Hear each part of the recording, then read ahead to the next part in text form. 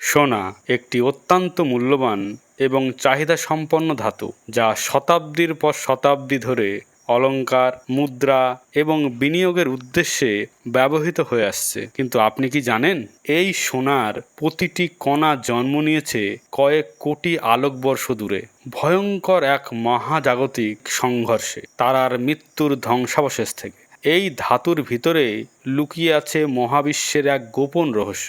আজ আমরা জানব এই মূল্যবান ধাতু কিভাবে তৈরি হয়, পৃথিবীতে এই মূল্যবান ধাতু অর্থাৎ সোনা কিভাবে এলো, কৃত্রিমভাবে কি আমরা এই সোনা তৈরি করতে পারি, এবং সোনার উৎস নিয়ে সম্প্রতি বিজ্ঞানীদের মতামত কি। তো চলুন আমরা এই সমস্ত প্রশ্নগুলির উত্তর খোঁজার চেষ্টা করি।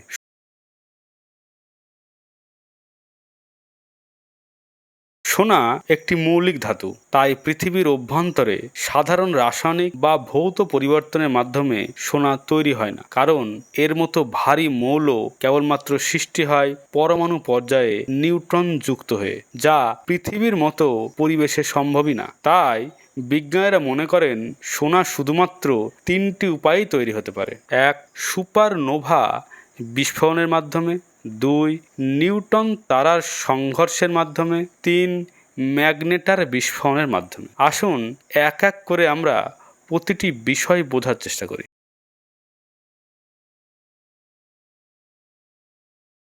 সুপারনোভা হলো একটি বড় ভারী নক্ষত্রের জীবনের শেষ পর্যায়ে ঘটে যাওয়া বিস্ফোরণ। যখন একটি বিশাল নক্ষত্রের নিউক্লিয়ার ফিউশন বন্ধ হয়ে যায়, তখন তার অভ্যন্তরীণ চাপ কমে গিয়ে মাধ্যাকর্ষণের কারণে নিজেই নিজের ভেতরে ধসে পড়ে।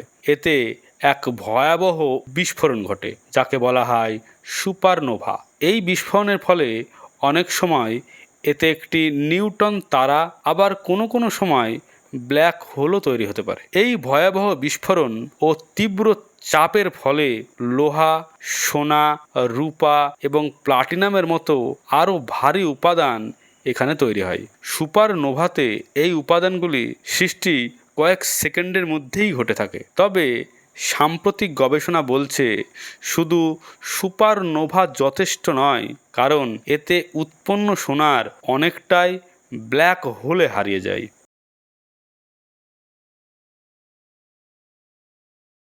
নিউট্রন তারা হলো এক ধরনের মৃত তারা, যা একটি বিশালাকৃতির তারার সুপারনোভার পর ধ্বংসাবশেষ হিসাবে রয়ে যায়। এগুলি এতটাই ঘন যে একটি চামচ পরিমাণ নিউট্রন তারাবস্তু পৃথিবীতে আনতে পারলে তার ওজন হবে আনুমানিক 1 বিলিয়ন টন। যখন দুটি নিউট্রন তারা বা একটি নিউট্রন তারা ও একটি ব্ল্যাক হোলের মধ্যে সংঘর্ষ হয়, এই সংঘর্ষের ফলে মহাবিশ্বের সৃষ্টি হয় আরও বিরল ও শক্তিশালী বিস্ফোরণ। এই ঘটনাকে বলে কিলোনোভা। এই মহাবিস্ফোরণ সাধারণ নোভার চেয়ে 1000 গুণ উজ্জ্বল।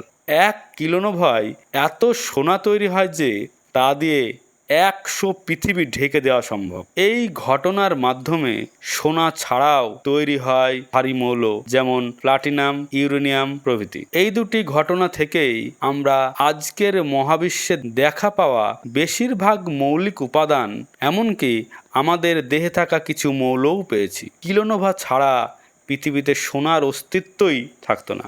2017 সালে বিজ্ঞানীরা লিগো অর্থাৎ laser interferometer gravitational wave observatory এর মাধ্যমে GW170817 নামক একটি নিউট্রন তারার সংঘর্ষ পর্যবেক্ষণ করেন, যা পৃথিবী থেকে 130 মিলিয়ন আলোকবর্ষ দূরে ঘটেছিল, যেখানে একবারে প্রায় 3 থেকে 13টি পৃথিবীর সমপরিমাণ সোনা তৈরি হয়েছিল বলে অনুমান করা হয়।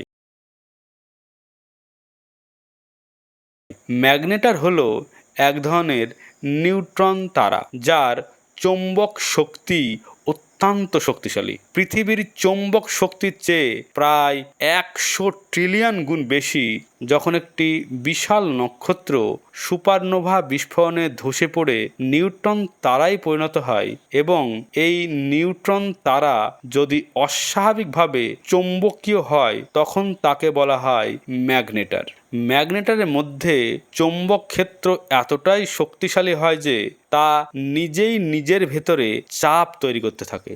মাঝে মাঝে এই চৌম্বক ক্ষেত্র বিকৃত বা ভেঙে পড়ে, আর তখনই ঘটে এক ভয়ানক বিস্ফোরণ, যাকে বলা হয় ম্যাগনেটার জায়ান্ট ফ্লেয়ার। এটি কয়েক মিলিসেকেন্ডে এত শক্তি নির্গত করে যা সূর্য 1,00,000 বছরেও করতে পারে না। 2004 সালে আমাদের গ্যালাক্সির মধ্যে একটি ম্যাগনেটার ফ্লেয়ার ঘটেছিল, যা পৃথিবীর কক্ষপথে থাকা স্যাটেলাইটগুলোকে ক্ষতি করে দেয়। বিজ্ঞানীরা মনে করেন এই প্রচণ্ড চাপে এবং নিউট্রনের ঘন উপস্থিতিতে ভারী মৌল তৈরি হতে পারে, যার মধ্যে সোনা, প্লাটিনাম এবং ইউরেনিয়ামের মতো ধাতুও রয়েছে। বিজ্ঞানীদের মতে সোনা পৃথিবীতে তৈরি হয়নি, কিন্তু আমরা তো সোনা খনি থেকে পেয়ে থাকি। সেই খনির সোনা তো থাকে মাটির গভীরে। তাহলে প্রশ্ন হলো, সেই সোনা এখানে গেল কিভাবে? এই প্রশ্নের উত্তর জানতে হলে আমাদেরকে আবার পৃথিবীর শুরুর সময় চলে যেতে হবে। আজ থেকে প্রায় 4.5 বিলিয়ন বছর আগে যখন পৃথিবী গঠিত হচ্ছিল, তখন সেটি ছিল তরল অবস্থায়। সুপারনোভা বিস্ফোরণ, নিউট্রন তারার বিস্ফোরণ এবং ম্যাগনেটার বিস্ফোরণের মাধ্যমে ছিটকে পড়া বিশাল পরিমাণ শক্তি ও ধূলিকণা, যার মধ্যে ছিল বিশুদ্ধ সোনা ও অন্যান্য ধাতু, পৃথিবীতে যখন এসে পৌঁছায় তখন সেসব ধাতু ছিল খুব ভারী। তারা মাধ্যাকর্ষণের টানে নেমে যায় পৃথিবীর কেন্দ্রে। সোনাও তাদের মধ্যে একটি। তাই বিজ্ঞানীরা বলেন, ভূপৃষ্ঠ থেকে প্রায় 3,000 কিমি গভীরে পৃথিবীর কেন্দ্রে আজও রয়েছে আনুমানিক 99% বেশি সোনা, যার আনুমানিক ভর 1.6 কোটি ট্রিলিয়ন টন। অথচ আমরা এখন পর্যন্ত শুধু 20,000 টন সোনা খনন করতে পেরেছি। কিন্তু মূল প্রশ্ন এখনো থেকে যাচ্ছে যে পৃথিবী পৃষ্ঠের এই সোনা তাহলে আমাদের নাগালে কিভাবে এলো? এর উত্তরে বলা যায়, পৃথিবী গঠনের পর এক দীর্ঘ সময় ধরে চলেছে উল্কা ও গ্রহাণুর বৃষ্টি। এই সময়টিকে বলা হয় heavy bombardment period. Crore crore উল্কা প্রতিদিন এসে পড়তো পৃথিবীতে। এই উল্কাগুলোর অনেকগুলিতে ছিল সোনা ও অন্যান্য ভারী ধাতু, যা তারা বহন করে এনেছিল দূর মহাকাশ থেকে। এই মহাজাগতিক বস্তুগুলির আঘাতে অনেক সোনা পৃথিবীর উপরিভাগে এসে পড়ে এবং সেখানেই রয়ে যায়। পৃথিবীর অভ্যন্তরে থাকা উত্তপ্ত জল গরম হয়ে পাথরের ফাটল দিয়ে ওপরের দিকে উঠে আসে। সেই জলে দ্রবীভূত থাকে সোনার কণা। যখন সেই গরম জল ঠান্ডা হয়, তখন সোনার কণা জমে যায় ফাটলের মধ্যে, যা আমরা আজ খনিতে খুঁজে পাই। কিন্তু শুধু ভূগর্ভে নয়, নদীও সোনাকে বহন করে নিয়ে আসে আমাদের কাছে।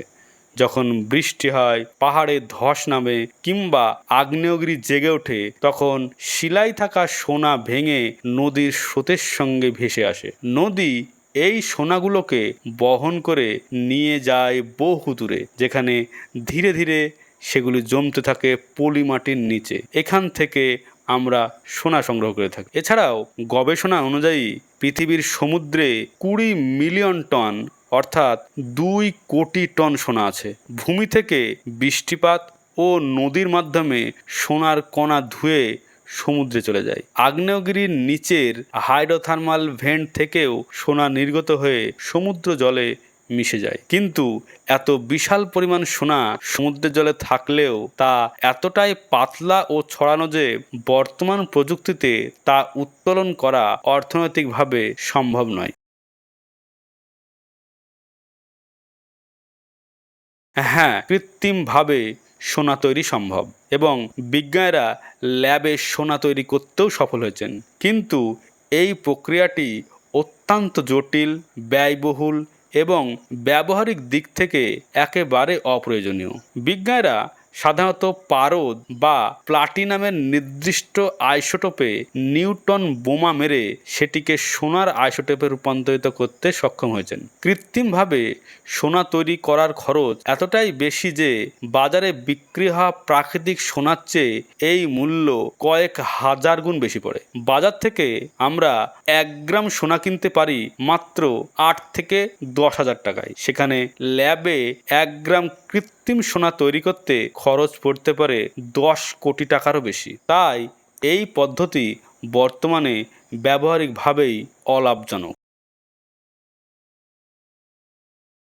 পূর্বে বিজ্ঞানীরা বিশ্বাস করত পৃথিবীর কোর অর্থাৎ কেন্দ্রমণ্ডল সম্পূর্ণভাবে অন্যান্য স্তর যেমন ভূত্বক এবং গুরুমণ্ডল থেকে বিচ্ছিন্ন। কিন্তু সম্প্রতি বিজ্ঞানীরা গবেষণায় প্রমাণ পেয়েছেন পৃথিবীর কোর অর্থাৎ কেন্দ্রমণ্ডল সম্পূর্ণভাবে অন্যান্য স্তর থেকে বিচ্ছিন্ন নয়, বরং পৃথিবীর কেন্দ্রমণ্ডল থেকে ধীরে ধীরে সেখানে জমা থাকা সোনা ও অন্যান্য ধাতু ওপরের দিকে উঠে আসছে। 2025 সালে জার্মানির গটিঙ্গেন বিশ্ববিদ্যালয়ের গবেষকরা হাওয়াইয়ের আগ্নেয়গিরির লাভায় রুথেনিয়াম 100 নামে একটি আইসোটোপ খুঁজে পান, যা প্রমাণ করে যে পৃথিবীর কেন্দ্র থেকে সোনা এবং অন্যান্য মূল্যবান ধাতু গুরুমণ্ডলের মাধ্যমে ভূপৃষ্ঠের দিকে উঠে আসছে। সম্প্রতি বিজ্ঞানীরা মহাকাশে একটি অ্যাস্টেরয়েডের সন্ধান পেয়েছেন, যার নাম সাইকি 16। এই অ্যাস্টেরয়েডে প্রায় 10,000 কোটি টন সোনা এবং অন্যান্য মূল্যবান ধাতু থাকতে পারে বলে অনুমান করেছে বিজ্ঞানীরা, যেখানে পৃথিবীর সারা ইতিহাস খনন করা সোনার চেয়েও 1000 গুণ বেশি সোনা থাকতে পারে বলে অনুমান করেছেন তারা। সম্প্রতি গবেষণায় উঠে এসেছে যে ম্যাগনেটার ফ্লেয়ার বিস্ফোরণের ফলেই মহাবিশ্বের প্রথম দিকের সোনা তৈরি হয়ে থাকতে পারে। এই জন্য নাসা 2027 সালে কোশি নামে একটি মহাকাশযান পাঠাবে। এই মহাকাশযান গামা রশ্মি বিশ্লেষণ করে এই বিস্ফোরণের রাসায়নিক প্রমাণ খুঁজে বের করবে। এর দ্বারা বোঝা যাবে যে ম্যাগনেটার ফ্লেয়ারই মহাবিশ্বে প্রথম সোনা তৈরি করেছিল কিনা। তাহলে আজ আমরা জানলাম সোনা শুধু একটি ধাতু নয়, এটি মহাবিশ্বের অতল গহ্বর থেকে আসা এক অলৌকিক উপহার। ভাবুন আমরা কত অল্প জানি এই অসীম মহাবিশ্বের রহস্য সম্পর্কে। তাহলে বন্ধুরা, কেমন লাগলো আজকের এমন বিস্ময়কর তথ্য? কমেন্টে অবশ্যই আপনার মতামত জানান।